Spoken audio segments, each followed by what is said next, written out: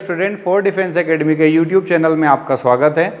हमारा जो हिंदी का ज्योग्राफी वाला जो सीरीज़ चल रहा था उसमें हम लोग आगे आज कंटिन्यू बढ़ रहे हैं। हम फोर्थ पार्ट आज पढ़ने जा रहे हैं।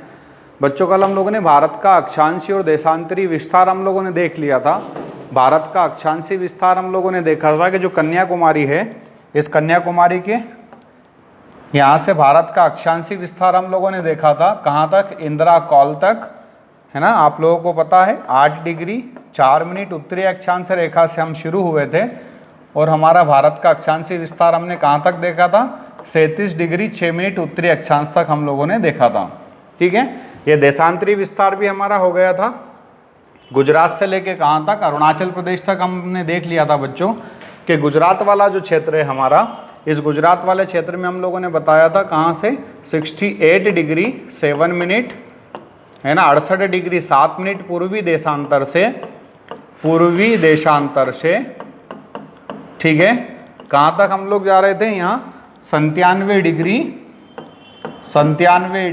25 मिनट पूर्वी देशांतर तक भारत का देशांतरी विस्तार है। ठीक है बच्चों, ये हम लोगों ने देख लिया था। मानक समय रेखा देख ली थी हम लोगों ने, उत्तर प्रदेश, मध्य प्रदेश, छत्तीसगढ़, उड़ीसा और आंध्र प्रदेश वाले क्षेत्र से निकलकर हमारी मानक समय रेखा जा रही थी 5 राज्य से। हम लोगों ने ये भी देख लिया था कि 1 डिग्री 4 मिनट का समय लेती है। उस आधार पर हम लोगों ने देखा था कि भारत का जो मानक समय है वो हमारे लंदन जो है यूके का कैपिटल, वहाँ से कितना आगे है, 5 घंटे 30 मिनट आगे है। बच्चों आप लोग देखेंगे तो भारत का ये जो पूरा पश्चिम उत्तर दक्षिण वाला जो क्षेत्र हम लोग देख रहे हैं कि भारत का जो सबसे दक्षिणतम राज्य है वो तमिलनाडु है ना। सबसे दक्षिणतम राज्य तमिलनाडु, लेकिन सबसे दक्षिणतम राजधानी भारत की ये तिरुवनंतपुरम है, क्योंकि चेन्नई आप लोग देख रहे होंगे थोड़े से ऊपर वाले क्षेत्र पर है। ये जो तमिलनाडु है इसका सबसे दक्षिणतम बिंदु आप लोगों को पता होगा केप केमुरिन या कन्याकुमारी है। तो आपसे प्रश्न पूछा जाए यदि कि भारत की मुख्य भूमि का सबसे दक्षिणतम बिंदु कौन सा है, तो बच्चों हम लोग बताते केप केमुरिन या कन्याकुमारी जो तमिलनाडु में स्थित है। ठीक है, मुख्य भूमि, लेकिन मैं आपके लिए एक शब्द उपयोग कर रहा हूँ। ठीक है, आप लोग यदि देखेंगे भारत का सबसे उत्तरी बिंदु, तो आपको पता है लद्दाख का क्या है, इंदिरा कॉल, क्या है, इंदिरा कॉल जो है वो भारत का सबसे उत्तरी बिंदु है। और सबसे दक्षिणतम बिंदु हम लोगों ने क्या बोला अभी, केप केमुरिन कन्याकुमारी में है ये आपका, तमिलनाडु में। ठीक है बच्चों, और सबसे पूर्वी बिंदु हम लोग देखेंगे तो अरुणाचल प्रदेश का क्या है, किबूती। अरुणाचल प्रदेश का किबूती भारत का सबसे पूर्वी बिंदु है।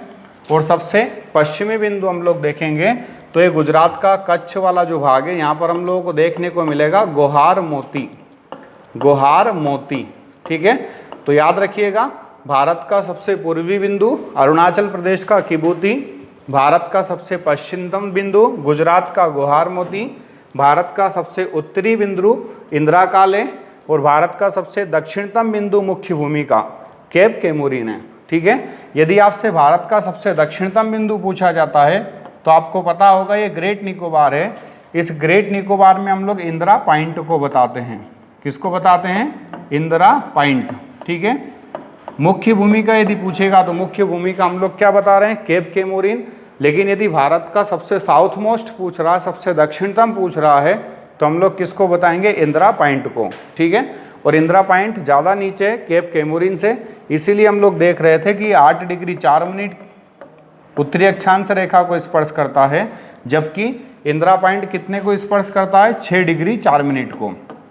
ठीक है बच्चों, इंदिरा पॉइंट किसको स्पर्श करता है, 6 डिग्री 4 मिनट उत्तरी अक्षांश रेखा को, जबकि केप केमुरिन किसको स्पर्श कर रहा है, 8 डिग्री 4 मिनट उत्तरी अक्षांश रेखा को स्पर्श कर रहा है। ठीक है, आगे आप लोग देखेंगे तो भारत की हम लोग पूरब से पश्चिम में लंबाई और उत्तर से दक्षिण में हम लंबाई यदि देखेंगे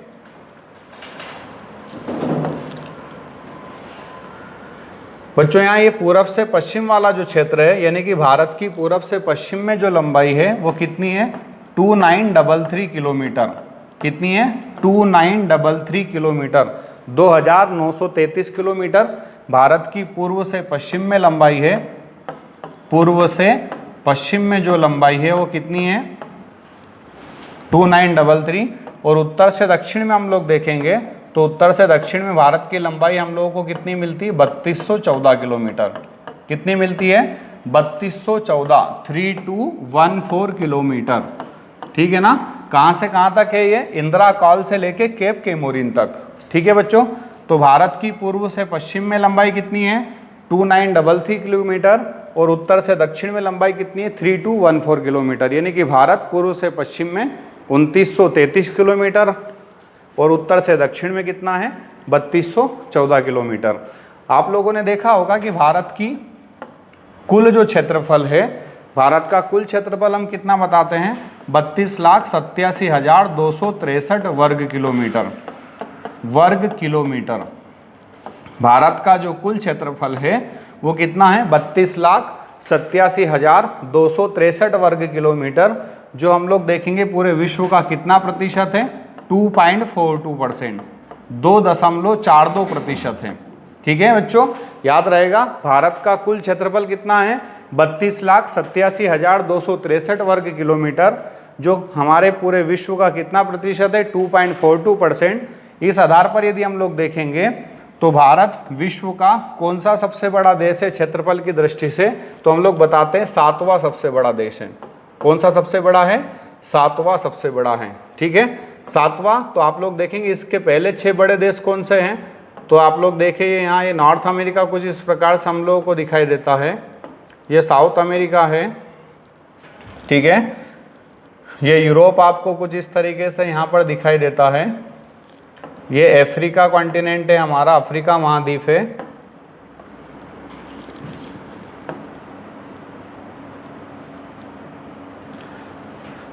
ये यहाँ पर हम लोग देखेंगे हमारा एशिया हो जाएगा और ये ऑस्ट्रेलिया हो जाएगा। ठीक है,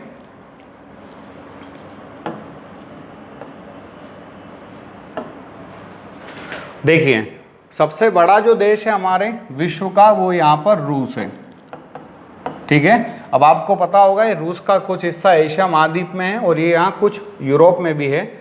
रूस का एशिया वाला जो भाग है उसको साइबेरिया कहा जाता है। बच्चों आप याद रखिएगा, यहाँ पर रूस का एशिया वाला भाग क्या कहलाता है? साइबेरिया कहलाता है। ठीक है, तो याद रखना सबसे बड़ा देश कौन सा है? रूस है ना। ये रूस का कुछ हिस्सा यूरोप में भी है और कुछ आपका एशिया में भी है। इन दोनों के बीच में यहाँ हम लोगों ने देखा यूराल पर्वत है जो यूरोप और एशिया के बीच में सीमा बनाता है। ठीक है, दूसरा सबसे बड़ा देश आपको दिख रहा है यहाँ पर कनाडा। कौन सा देश है ये? कनाडा। ठीक है, ये अलग आपको यहाँ अलास्का मिलेगा, आप ध्यान रखना। कनाडा पहला कौन है? रूस। दूसरा कौन है? कनाडा। तीसरा आप लोग देखेंगे रूस के नीचे आपका कौन सा देश है? चीन। कौन सा देश है? चीन। ये तीसरा सबसे बड़ा है। चौथा सबसे बड़ा उसके सामने आ जाओ, कनाडा के नीचे USA, United state of America या संयुक्त राष्ट्र अमेरिका जिसको हम बोलते हैं, ये चौथा सबसे बड़ा देश है। इसके नीचे आप आओगे तो यहाँ पर एक देश है ब्राज़ील, दक्षिणी अमेरिका में। कौन सा देश है? ब्राज़ील। ठीक है बच्चों, तो ब्राज़ील ये 5वां सबसे बड़ा देश है। छठा आप लोग देखेंगे ऑस्ट्रेलिया। अब आपको पता है ऑस्ट्रेलिया महाद्वीप भी और ऑस्ट्रेलिया देश भी है ना। ऑस्ट्रेलिया को हम ओशनिया महाद्वीप भी बोलते हैं। तो ऑस्ट्रेलिया हम लोग देख रहे हैं 5वां सबसे बड़ा है, ये छठा सबसे बड़ा है। ठीक है, और 7वां सबसे बड़ा हमारा जो भारत है। ठीक है, तो याद रखिएगा बच्चों क्षेत्रफल की दृष्टि से भारत विश्व का 7वां सबसे बड़ा देश है। इसके पहले जो हमारे 6 बड़े देश है विश्व के वो कौन कौन से हैं? रूस, कनाडा, चीन, अमेरिका, ब्राज़ील, ऑस्ट्रेलिया और भारत। ठीक है, ये क्षेत्रफल की दृष्टि से हम लोगों ने देखा। यदि हम जनसंख्या की दृष्टि से हम बात करें तो जनसंख्या की दृष्टि से चाइना सबसे बड़ा देश है और दूसरा नंबर ही हमारे भारत का है। ठीक है, तो क्षेत्रफल की दृष्टि से 7वां हमारा बड़ा देश है। 7 के पहले जो 6 देश है उनके नाम आप याद रखना, है ना। जनसंख्या में तो कोई कन्फ्यूज़न आपको होगा ही नहीं। ठीक है बच्चों, आगे हम लोग चलें। इसके बाद में यदि हम लोगों ने क्षेत्रफल की बात कर ली, हम लोगों ने पूर्व से पश्चिम में लंबाई और उत्तर से दक्षिण में लंबाई हमने देख ली, कुल क्षेत्रफल हम लोगों ने देख लिया। इसके बाद हम लोग देखें कि भारत का जो हमारा क्षेत्र है उस क्षेत्र में हम लोगों ने राज्य और केंद्र शासित प्रदेश के बारे में चर्चा की थी और उनके तटीय क्षेत्र के बारे में हम लोग आज चर्चा कर रहे हैं। ठीक है, ये आपके सामने कुछ तटीय राज्य और केंद्र शासित प्रदेश आपके सामने लिखे हुए हैं। एक एक राज्य का तटीय क्षेत्रफल आपको दे रखा है, कितना क्षेत्र है तटीय। मैं यहाँ मैप पे आपको दिखाने का प्रयास कर रहा हूँ। अब आप लोगों को पता है कि भारत में जो तटीय राज्य और केंद्र शासित प्रदेश है उनकी कुल संख्या कितनी है? 13 है ना। देखिए, ये गुजरात एक, आंध्र प्रदेश, तमिलनाडु, महाराष्ट्र, केरल, उड़ीसा, कर्नाटका, पश्चिम बंगाल, गोवा, ठीक है। ये इस प्रकार से आपको 9 राज्य मिलेंगे, ठीक है। और आपको ये केंद्र शासित प्रदेश मिलेगा अंडमान निकोबार 1, ठीक है। यहाँ लक्षद्वीप 2, पुडुचेरी 3 और दमन और दीव 4। तो इस प्रकार से कुल ये जो तटीय हमारे राज्य व केंद्र शासित प्रदेश है इनकी संख्या कितनी है? 13 है। आपको पता है 9 इसमें से राज्य है, 9 इसमें से राज्य है और आपके हम 4 देख रहे हैं केंद्र शासित प्रदेश है। 4 क्या है? केंद्र शासित प्रदेश, ठीक है। इस प्रकार से ये 13 राज्य और केंद्र शासित प्रदेश मिलकर के भारत की तटीय सीमा बना रहे हैं। कितनी? 7,516 किलोमीटर, है ना। 7,516, हम लोग 7,515.50, हमने इसको एवरेज कितना लिख रखा है? 7,516 किलोमीटर। अब बच्चों आप देखिए, यहाँ ये अंडमान निकोबार जो द्वीप समूह है, इस अंडमान निकोबार द्वीप समूह की आपको कुल तटरेखा की लंबाई कितनी मिल रही है? 1962 किलोमीटर। कितनी मिल रही है? 1962 किलोमीटर। आगे आप देखो लक्षद्वीप, ठीक है। आपको पता है ना अंडमान निकोबार क्या है? द्वीप है। और ये लक्षद्वीप भी क्या है? द्वीप है। लक्षद्वीप भी क्या है? द्वीप है, ठीक है। और इस लक्षद्वीप का हम लोग देख रहे हैं तो लक्षद्वीप का हमें तटीय क्षेत्र कितना मिल रहा है? 132। कितना मिल रहा है? 132। तो मेरा कहने का मतलब है 1962 किलोमीटर जो तट रेखा है वो अंडमान निकोबार की है और 132 जो तट रेखा है वो किसकी है? लक्षद्वीप की है। तो आप इन दोनों को जोड़ेंगे तो 2094 किलोमीटर हमारा तटीय क्षेत्र आएगा। यानी कि बच्चों आपको यहाँ याद रखना है, क्या याद रखना है आपको? कि भारत का जो द्वीपों का तटीय सीमा है, द्वीपों की जो तटीय सीमा है, कौन कौन से द्वीप? यहाँ लक्षद्वीप समूह और यहाँ पर अंडमान निकोबार द्वीप समूह, इनकी जो तटीय सीमा है, ये तटीय सीमा कितनी है? 2094 किलोमीटर। कितनी है बच्चों? 2094 किलोमीटर। आप यदि एक अलग अलग याद रखना चाहो तो 1962 अंडमान और निकोबार द्वीप समूह की है और 132 किलोमीटर किसकी है? लक्षद्वीप की है। तो इस प्रकार से भारत में द्वीपों की कुल तटीय सीमा, द्वीपों की बोल रहा हूं मैं, द्वीपों की कुल तटीय सीमा कितनी है? 2094 किलोमीटर, ठीक है बच्चों। कुल तटीय सीमा कितनी बता रहे हैं हम लोग? 7,516 किलोमीटर। कितनी बता रहे हैं? 7,516 किलोमीटर। यदि हम इसमें से इसको माइनस करेंगे तो आप लोग देखेंगे 5,422 किलोमीटर हमारे सामने आएगा। तो भारत का मुख्य भूमि का जो तटीय क्षेत्र है, मेनलैंड का जो तटीय क्षेत्र है, कितना मिल जाएगा आपको? 5,422 किलोमीटर। कितना मिलेगा? 5,422 किलोमीटर, ठीक है। देखिए आपके सामने एक एक राज्य और केंद्र शासित प्रदेश की तटीय सीमा लिखी हुई है। किसी प्रकार का कोई कन्फ्यूजन हमारे बीच में नहीं होना चाहिए कि नहीं सर ये वाला डेटा हमें कुछ जगह अलग मिल रहा है, ये वाला डेटा हम लोगों को कुछ जगह अलग मिल रहा है। ये तो आपको सभी जगह एक जैसा दिखाई देगा, लेकिन आपके सामने लिखा हुआ है। आप अंडमान निकोबार और लक्षद्वीप दोनों द्वीप की जोड़ लेंगे तो आपको कितना मिल जाएगा? 2094, ठीक है। और 2094 को हम 7,516 में से हम लोग घटाएंगे तो कितना आ जाएगा? 5,422 किलोमीटर। तो आप देखेंगे भारत की कुल तटीय सीमा द्वीपों सहित भारत की कुल तटीय सीमा कितनी है? 7,516 किलोमीटर। द्वीपों की तटीय सीमा आपसे पूछेगा, है ना। द्वीपों में हम लोग 2 द्वीप को शामिल कर रहे हैं, लक्षद्वीप को और अंडमान निकोबार द्वीप को। तो बच्चों हमारी कितनी है? 2094 किलोमीटर।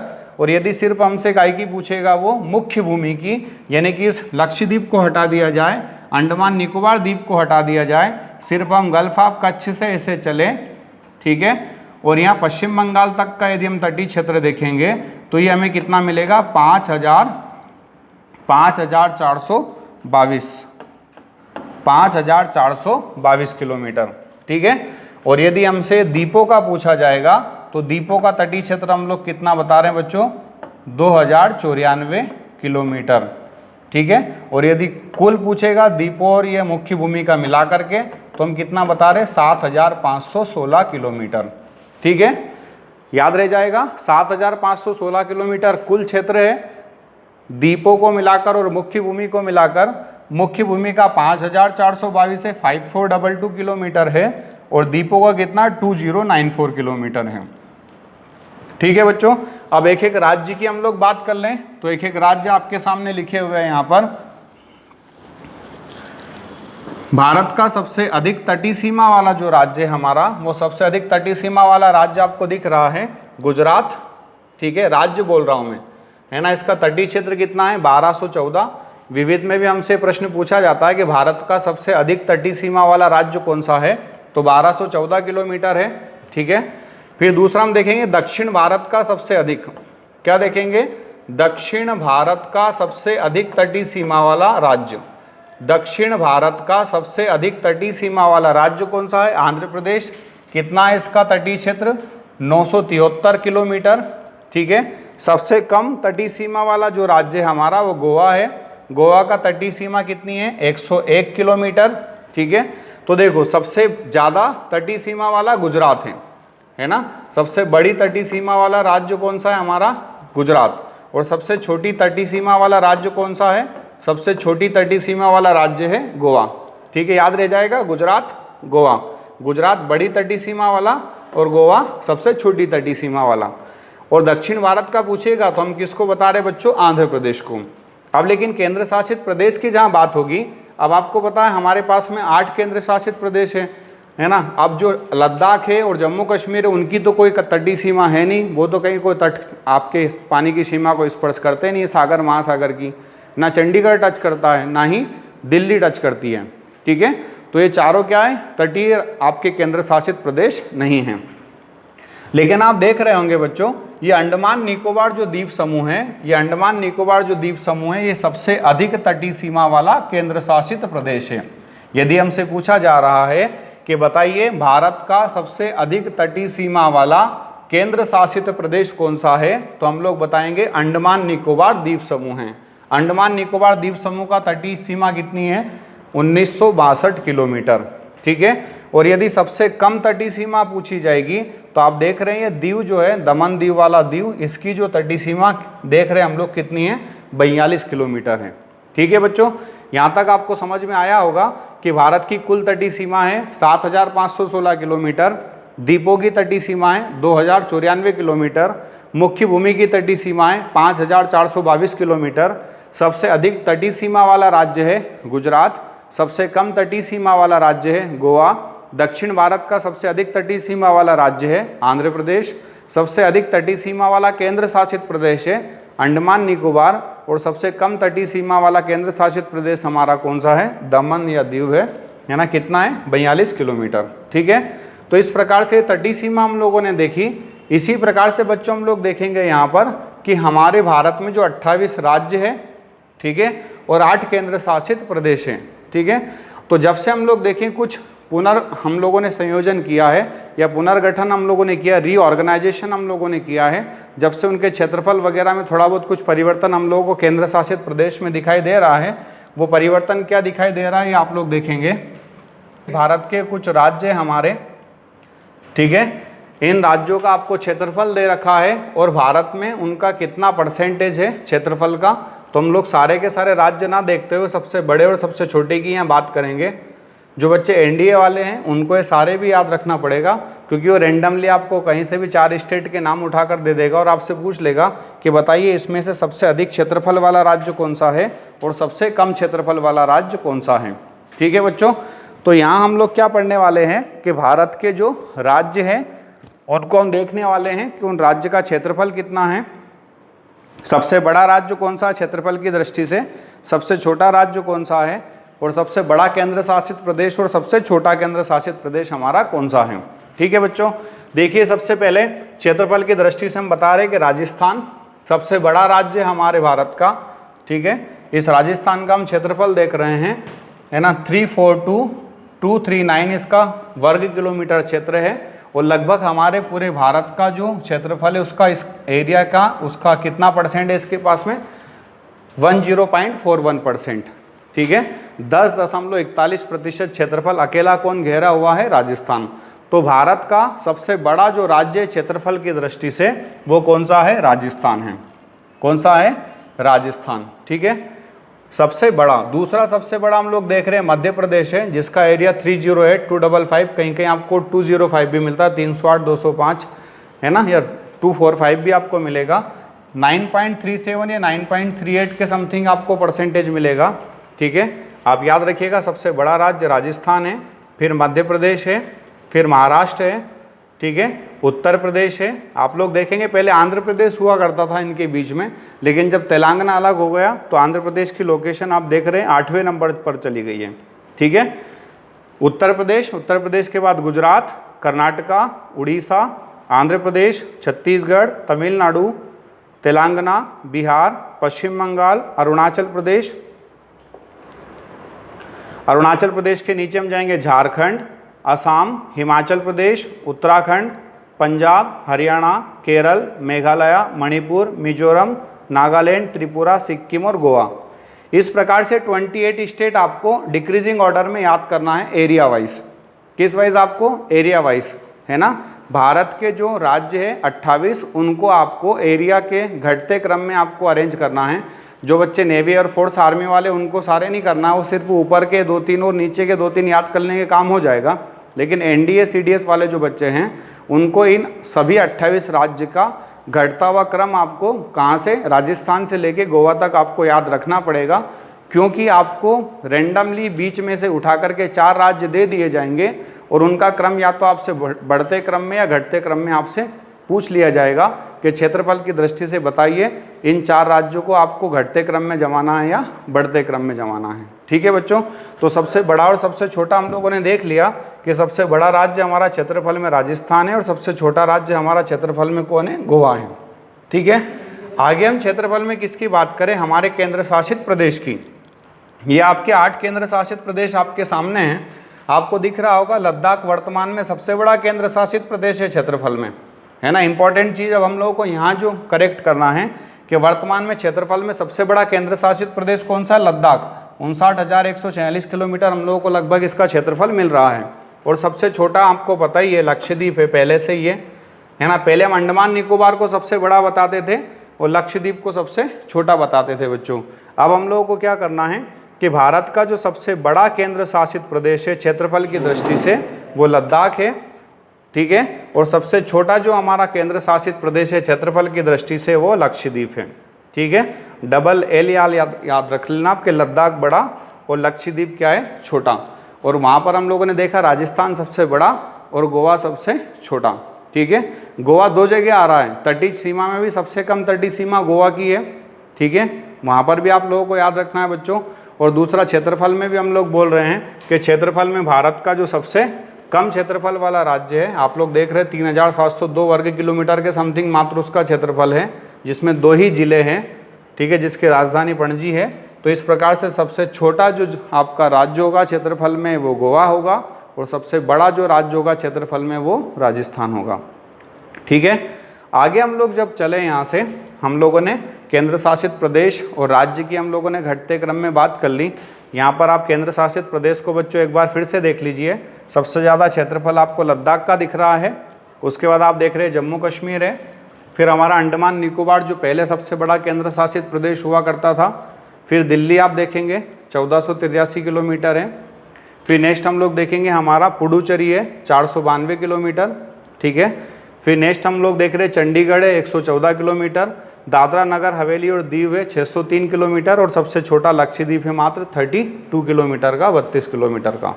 ठीक है, 32 वर्ग किलोमीटर, सॉरी, क्योंकि हम क्षेत्रफल की यहाँ बात कर रहे हैं।